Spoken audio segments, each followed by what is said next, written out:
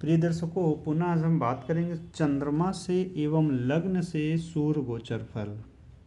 सूर्य का गोचर फल, शुभ या लाभ। अभी हम जो बात कर रहे हैं वो केवल शुभ भावों की बात कर रहे हैं, अशुभ भावों की भी हम कोई बात नहीं कर रहे हैं। तो हमने क्या बताया था आपको, शुभ भाव में कौन कौन से होते हैं? चंद्रमा से या लग्न से 3, 6, 10, 11 भाव। पिछली क्लास में मैंने आपको छठे भाव तक वर्णन कर चुका था, लेकिन विषय को दोहरा लेने से नॉलेज की बहुत क्लियरिफिकेशन हो जाता है, स्पष्टता हो जाती है, जिससे कि जब हम किसी का फलित करते तो चमत्कार सा लगता है। मैं अपने अनुभव में एक बात बताऊं कि एक जातक की पत्रिका आती है और मैंने उनको बोला कि इस पत्रिका में जेल योग पड़ा हुआ है। तो पूछा उन्होंने कब तक है, कब जाएंगे? मैंने उनको कहा 1-2 दिन में चले जाएंगे। इसी तरह से एक जातक की पत्रिका आई, छोटा बालक था कि हॉस्पिटल में, उनको नहीं पता था, उनका रिश्तेदार था, उनको ये पता नहीं था कि अभी हॉस्पिटल में। मैंने कहा ये तो डिस्चार्ज हो चुका है। ये सब किससे बताया? ये गोचर से बताया। अभी कुछ ही दिनों में पहले एक जातक घर से गुम हो गया, तो मैंने कहा कि घर के पड़ोस के मंदिर में है, वहाँ पे मिल जाएगा, पीली बिल्डिंग है।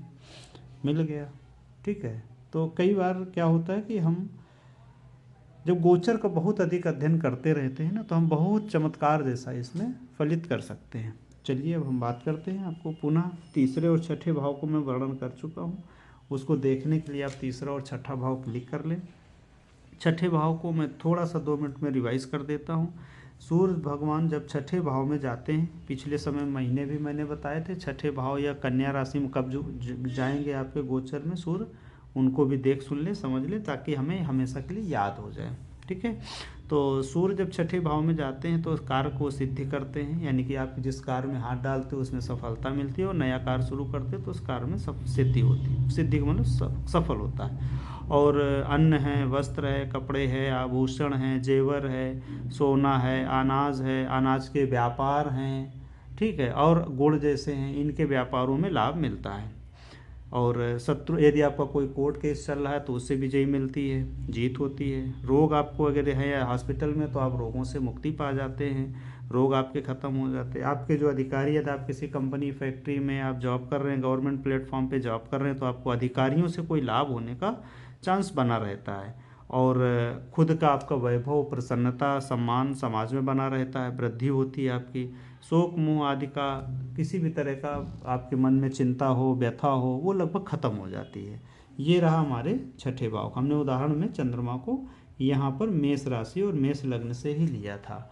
अब हम बात करते हैं चंद्रमा से सूर्य जब आपका 10वें भाव में हो। देखिए 10वें भाव को क्या कहा गया है? एक तो अर्थ कहा गया, अर्थ त्रिकोण। मैंने पिछली क्लास में अर्थ त्रिकोण बताए हैं, ठीक है। ये हमारे अर्थ त्रिकोण है, ये तीनों अर्थ त्रिकोण है, ठीक है। यहाँ पे धन मिलता है, ठीक है, धन छुपा रहता, कैसे मिलेगा ये देखना पड़ता है। तो सूर्य जब हमारे 10वें भाव में जाते हैं तो हमारे लिए क्या क्या लाभ देते हैं? देखिए, जो सीधी बात है, हमारे मनुष्यों को क्या चाहिए? धन चाहिए, वैभव चाहिए। किसी का विवाह नहीं हो रहा, विवाह हो जाए, किसी की संतान नहीं तो संतान हो जाए, किसी की नौकरी नहीं तो नौकरी हो जाए, कोई रोग से पीड़ित है तो रोग मुक्त हो जाए, कोई जेल में है तो जेल से छूट जाए।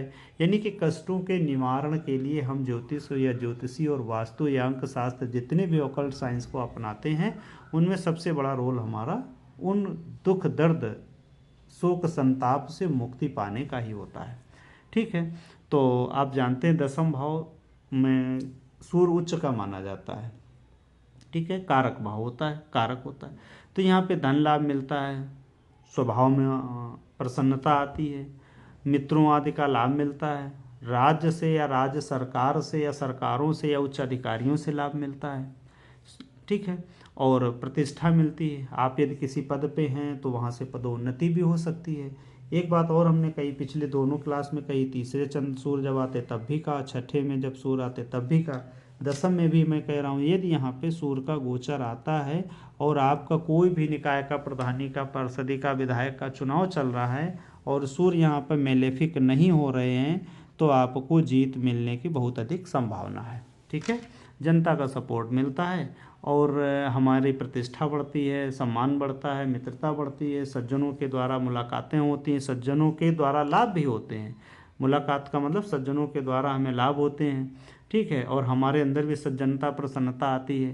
प्रत्येक कार्य में लगभग प्रत्येक कार्य में आपको सफलता मिलती है। और अभी जैसा पिछली क्लास में मैंने कहा कि यदि आप सरकारी लाभ के पद पे हैं और उन्नति का काफ़ी दिनों से काम रुका पड़ा है तो उन्नति के लाभ होते, पदोन्नति का शुभ अवसर मिल जाता है। मान सम्मान गौरव प्रतिष्ठा नया पद है उच्च पद मिलने की संपूर्ण संभावना रहती है। पर कब?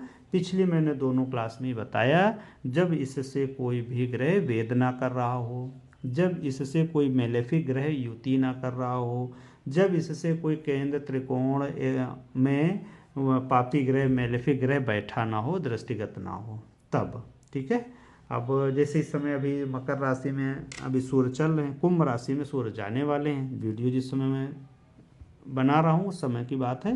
तो मकर से कुंभ में जाएंगे और कुंभ में राहु ऑलरेडी बैठे हुए हैं, तो पूरे भाव को राहु मेलेफिक नहीं कर रहे हैं, जितनी डिग्री में हैं। चूँकि यहाँ पर 3 दृष्टांत होते हैं, ये बात भी ध्यान रखें।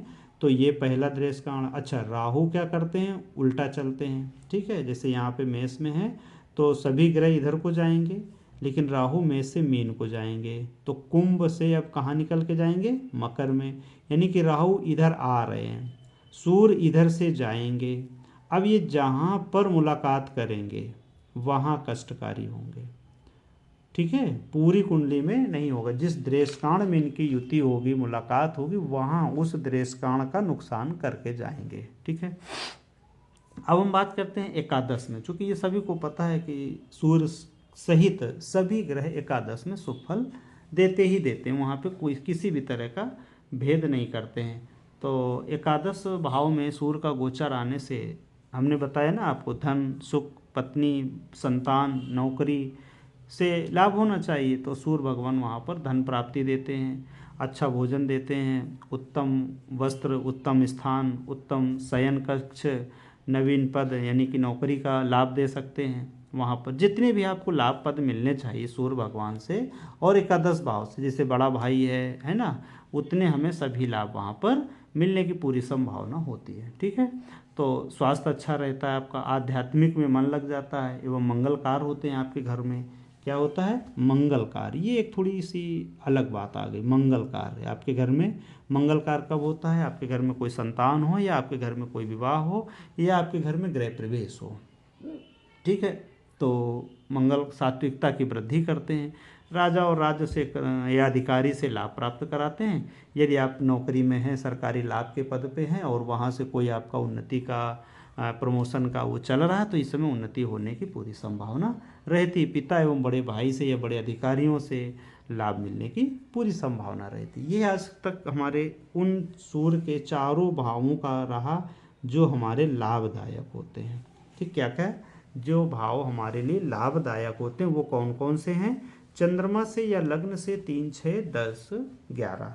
अब हम कल नेक्स्ट क्लास में इनको अन्य भावों में बताएंगे, जहाँ पर सूर्य का गोचर हमें मेलेफिक लाभ मेलेफिक फल देता है। ठीक है।